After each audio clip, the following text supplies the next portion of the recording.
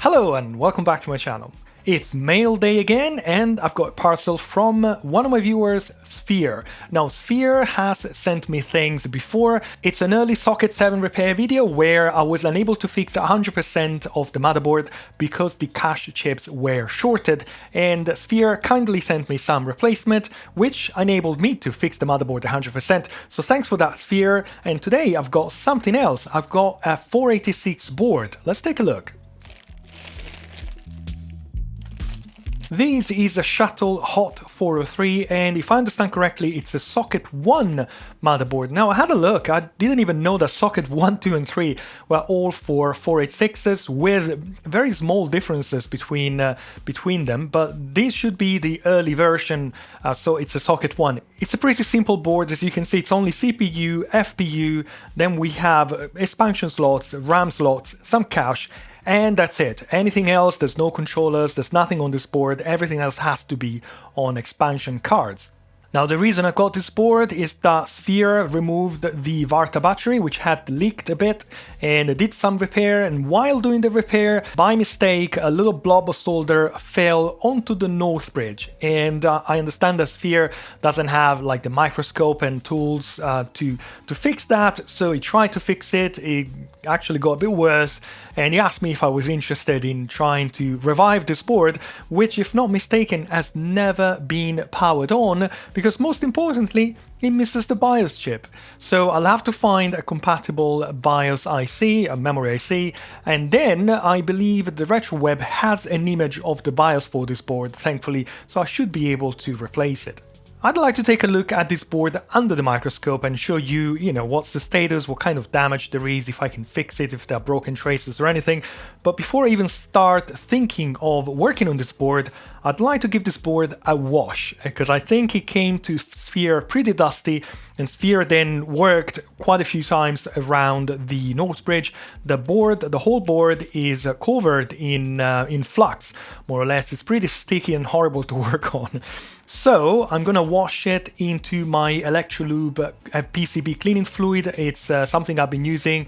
Nothing wrong with tap water and washing up fluid, but that's the one I've been using. It's pretty good. It's reusable. It's a bit expensive, but it's reusable, and it's designed for PCBs, so it just gives me that peace of mind, and also it's pretty good at removing oxidation, so hopefully it will revive this board pretty nicely. Now let me thank today's sponsor, PCBWay. More on that in a minute, but now let's find a container and give this board a quick wash.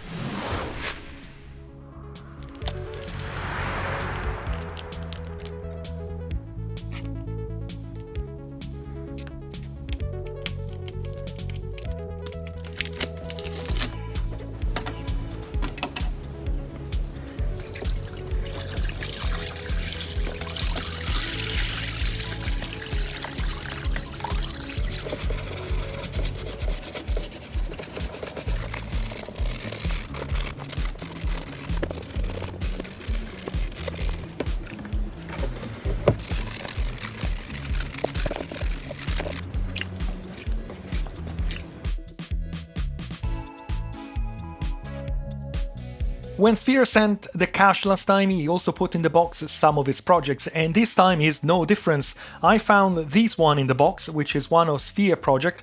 This was co-designed with user Feipoa from the Vogons community, and it's an interposer which allows to install on a 386 132-pin socket a processor with 168 pins, which happens to be the Texas Instruments SXL2-66, which is a 486 CPU. So these little things allow someone to install a 486 onto a 386 motherboard, and this comes with a voltage regulator, because I understand the Texas Instruments CPU needs 3.6 volts, so it needs a regulator. There's a little trimmer here to adjust the voltage, I guess. Now, the thing is, I really don't have a suitable 386 boards, because all my 386 are this package, which is called TQFP thin quad flat package.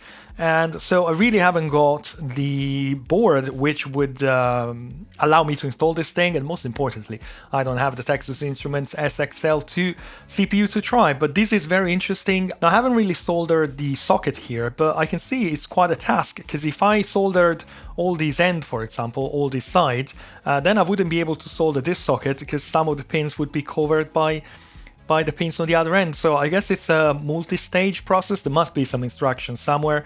But anyways, I'm going to leave a description to this project, direct link to this project down below in the description. And also, I think the Sphere has the link to all of his projects in one place on the Vogons community. So thanks Sphere and Feipoa for sending this one. It's really quite nice, and it's nice to see a community delivering this kind of design for free on the internet for everybody to enjoy. The board is now washed and it looks absolutely amazing. It's just fantastic. Let's take a look at the IC, let's see what we have. Now for this task I purchased a couple of tweezers which are smaller than my usual tweezers, just a little bit, but I think it might help when dealing with this type of IC. As you can see, it's not a massive difference, but I think it will make a difference when dealing with those very small legs and very small ICs. Hopefully this is going to help. Now, first of all, let's take a look at the IC. I have chatted with Sphere in the US, and he told me that he actually removed the IC because he was trying to fix things. For a moment, I thought I want to remove the AC and fix all the traces and everything, but given the fact that this IC has been removed already, I'm not sure I want to try that again, considering, removing these old ICs, it means you're blasting very hot air at them, and I'm not sure how that can be good for them. So let's see if we can fix what we have. First of all, let's zoom in a bit and see, what's the status with those legs. Now I can see some damage sometimes where the leg is completely detached and the trace has detached from the PCB. So, I don't see massive disasters here, but that's definitely something that we need to look at. This side of the IC is not too bad. Most of the legs are soldered and, it just needs a little bit of tidying up, so that's not too bad.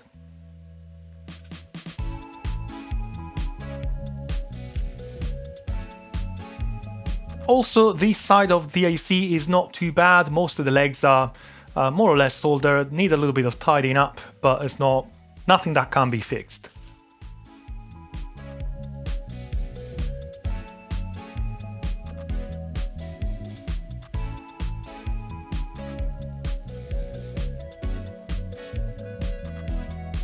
This side of the IC is a bit more demanding. Most of the legs are either detached or barely attached, and most importantly, the traces have detached from the PCB, so that's not great.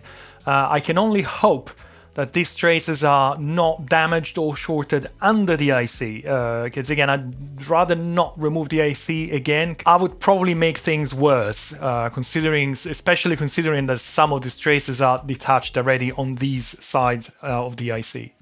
Now this pin is missing the trace altogether, and again I chatted with Sphere and he's pretty sure, he's pretty confident that there was nothing connected to that pad. It just came off from the board and there's nothing connected on the other end. I think as a starting point I'll try to fix what I have, which should be not too complicated and not too damaging from a PCB point of view, and if that still doesn't work, I don't know, we'll move from there. But for now I would say let's grab the soldering iron and let's start fixing things. I think I'll start from the other side, which is simpler.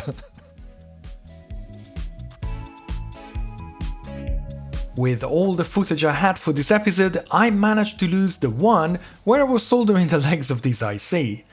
Well, I didn't lose it, I just didn't realize I wasn't recording. Thankfully, I got this bit, which shows the process very well. The new tweezers are really cool. They are the perfect size and they give me lots of control while I grab the legs of the IC. Most legs were bent and lifted from the PCB, so I had to grab them, straighten them and push them down while melting the solder. Everything went well. This is the side of the IC which was in the worst condition. It took a bit more time, but I had no issues. I managed not to break anything, and everything is now attached and tidy. As we saw, some traces are detached from the PCB, so I can only hope that they're not shorting under the IC. Some are very loose and I need to be careful when checking for bridges and for a solid connection. Here you can see how good those tweezers are. They are so small, I can grab the trace on the PCB and straighten it with ease. I'd like to thank Alex at Bit on Bolts for recommending them to me. Go and check his channel if you don't know it, his retro videos are very enjoyable. Now it's time to make a BIOS chip. The file on the retro web is 64 kilobytes, so a 27C512 EEPROM should work. It's the usual process. Download the file, select the IC type, and program it. Before I populate this board, there's a couple of things I'd like to do. The first one is to make sure there's no obvious shorts on the power rails, so I'll check that now.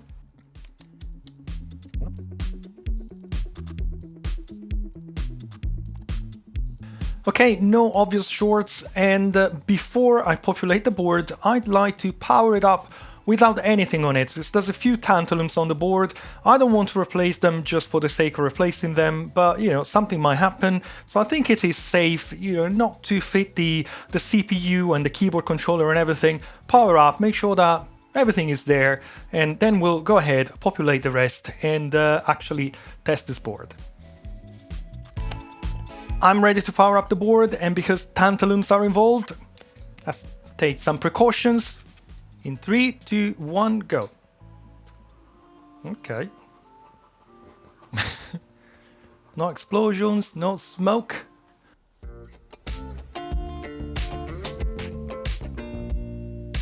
Good news, I guess we can populate the board and do an actual test.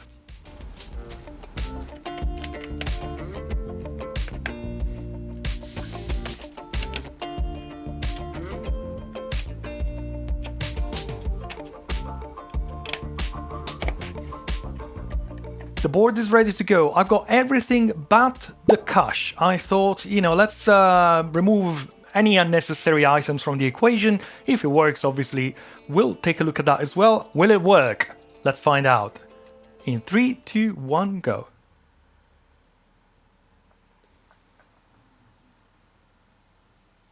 Yeah, it's working! Look at that! I was like looking at codes and it was just putting up in front of me. 4 megabytes of RAM, obviously the battery is low because there's no battery. Display type is much. Yeah, that's good. Wow, it's working, it's booting, amazing. I would say let me get my XD IDE so we can boot into DOS and run some tests, I guess.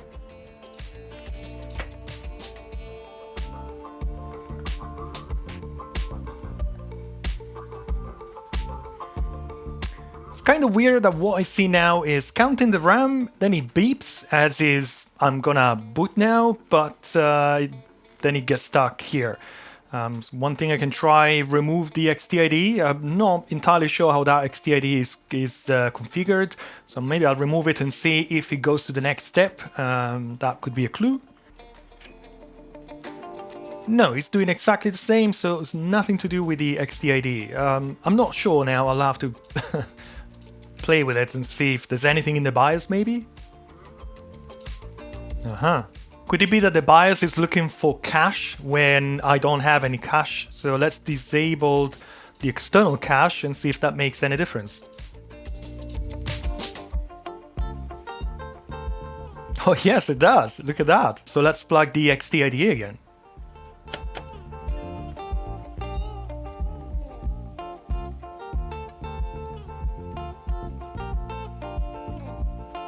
Would you look at that? It's working. It's working. I had to terminate my AutoExec or config whatever because I have sound card drivers. It's a bit messed up. I need to sort out that installation. I would say let's run checkit, you know, some tests. The first thing I want to try is whether this board is actually running in turbo mode or in standard mode, because there's an option in the BIOS that said starts fast, but I might have to place a jumper on the motherboard where the turbo button would go. Yes, I definitely need the jumper for the turbo to work, so it's so much faster. Great, fantastic. It seems to be working so far. And even Doom works, and you know, in my experience, if Doom works, it means the system is pretty stable. It's pretty Doom is pretty demanding, so I'm impressed. I'm impressed. This seems to be working totally fine. Well, I guess before we, you know, invest any more time testing or whatever, let's see if I can get the cache to work.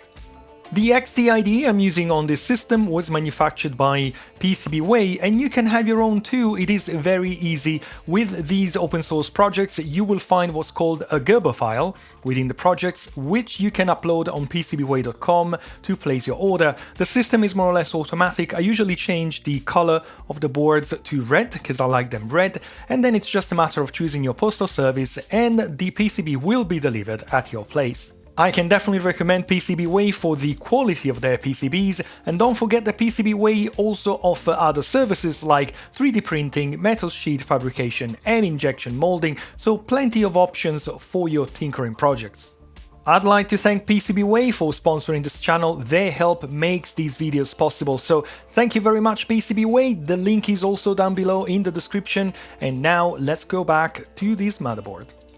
Now, before I fit these cache ICs, I'll make sure they're in a better shape, so I'll give them a little TLC with some very, very fine sandpaper, and then I'll use some contact cleaner to wipe them off.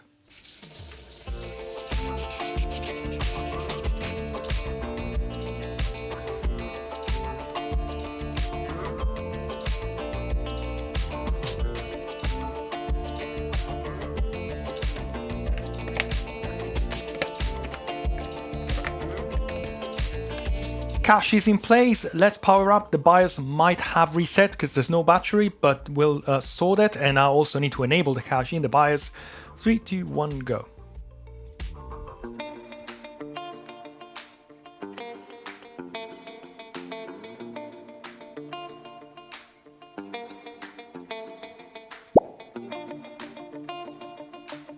Well, I had to add a further 4 MB for a total of 8 MB because this software doesn't run with just 4 MB, and you can clearly see that we got 8 KB of L1 cache, 256 KB of L2 cache, and I'm hoping that those are 256, and then obviously we have the rest of the RAM. I also noticed the processor was getting a bit warm, and just added a small heatsink. There's a fan blowing on the motherboard at the moment, and everything seems to be working totally fine. It is great. I'm kind of surprised that this worked on first try, but that's great. It means, you know, I'm getting good at soldering and micro soldering. With cache, Doom can do 18.7 frames per second, while without cache, it slows down to 15.6. It's not a huge difference, but obviously the video card plays its role in this benchmark, because I think this is pretty slow. And anyways, this is never going to be like a power horse when it comes to gaming, and especially Doom. But the cache is definitely working, the system seems to be stable, and I'm pretty happy with the outcome so far. Now I know the board works, I went back to the Northbridge to add some solder mask on those loose legs and traces. It won't make things so much better, but might help for future reliability. Solder mask looks cool anyways, it gives the repair that extra feeling of professional repair, so why not? Now, this motherboard used to have a Varta battery, as you can see from the damage around here, which was fixed by Sphere, and that's when the accident with the solder happened, and the Southbridge, by the way. Now, having chatted with Sphere, we talked about fitting a 2032 on this motherboard, and I happen to have a holder here, which should fit literally like plug and play. So I'd like to remove these terminal here, this header, and see if I can fit this one instead. Let's take a look. Now that's the back of the board where the header is installed. As you can see, the holder I have is plug and play. So I would definitely say let's fit it. But before we do that, I'd like to see whether there is any voltage coming back to the battery, because I think the Varta was rechargeable. So I want to make sure that there is no voltage going back to my 2032. If there is, we need to fit a diode somewhere. The multimeter is connected to the battery header. Let's power up and see if we have any voltage. We do, so the motherboard is trying to charge the battery. For a 2032, we must have no voltage because the 2032 is not rechargeable. So we need to fit a diode to stop the voltage to go back to the battery. Let me have a look and see where we can install it. Right, I've been probing the board for a little while, and I think I might have found a way to disable the 5 volts going back to the battery. Now, this pin here is ground. So 5 volts is coming to here, and what I found is this pin here is connected to this via here. From this via here, we have 2 diodes here, and this side of this diode is connected to this side of this one, which then goes back to this connector here, which is the external battery selector. And my understanding is that 5 volts is coming through these diodes at the battery, and this end of the diode is connected at the back through a resistor. I guess it's a current limiter, and it comes back here on this crusted via. Now, this board has 6 layers, so it stops there. So it must be something in between the layers. But I found that if I touch this via here and the 5 volt pin here, I have continuity. So 5 volts is coming at this via, under the board, through the resistor, back to the top of the board, through the diode, to the battery.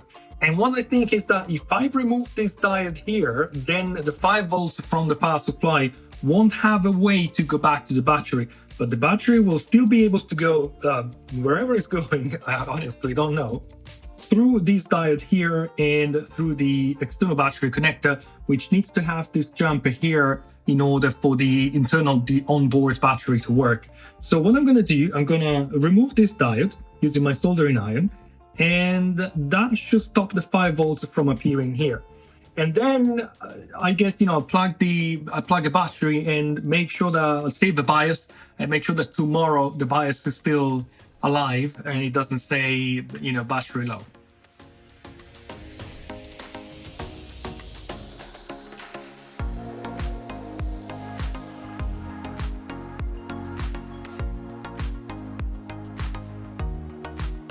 Well, let's see if that worked. In 3, 2, 1, go. Yeah, there is no voltage going to the battery. And that is good. We got something, it looks like a capacitor discharging of some sort, but that should work. When chatting with Sphere, he told me he wasn't sure about this jumper wire where the battery had corroded the trace on the board, so I removed it to make sure that all was well. Once the excess solder was removed, I noticed a section of the trace detached from the board, which folded over while cleaning it, so I removed it.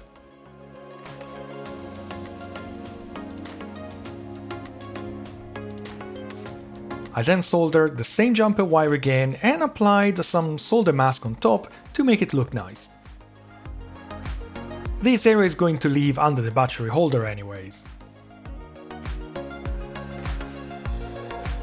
When that was done, the holder could go in, and it really was plug and play.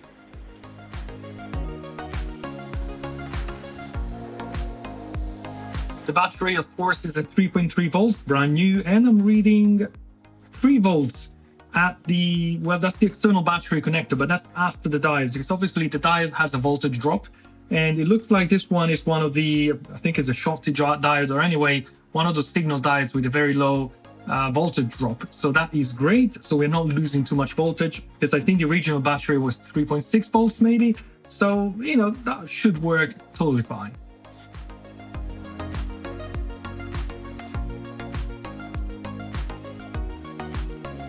It's the following day. The voltage at the battery is still 3 volts, and let's see whether the settings in the BIOS have retained overnight. And yes, no error messages, so this is working. For the final test, I have installed a sound card, because I stumbled into a motherboard recently where the video card would work on the ISO slot, but not the sound card. Maybe because the sound card is using DMA, I'm not sure, but I want to make sure that this board is working. So let's try and run Doom on this 486.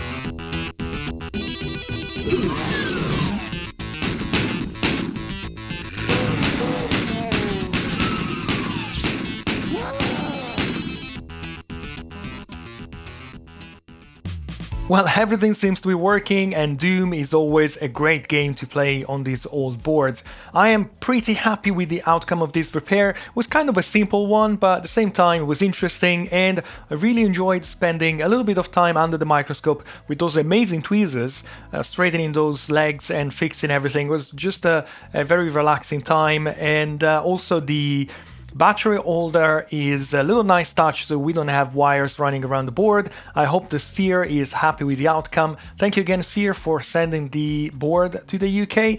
I hope it comes back to the US in one piece and you can enjoy it for your own project and whatever you have in mind for this little, very nice, very interesting board. I guess that's it for me today. I hope you enjoyed the video. As usual, if you did, I'd appreciate a thumb up down below. And also, if you like this kind of things, please do subscribe and please do leave a comment. I read them all, and if I can, I reply to them all. They're really important to me. For now, I guess I'll wish you a great day. Thank you for watching, and I hope to see you again soon here on this channel for my next videos. Thank you very much, and goodbye. Bye-bye.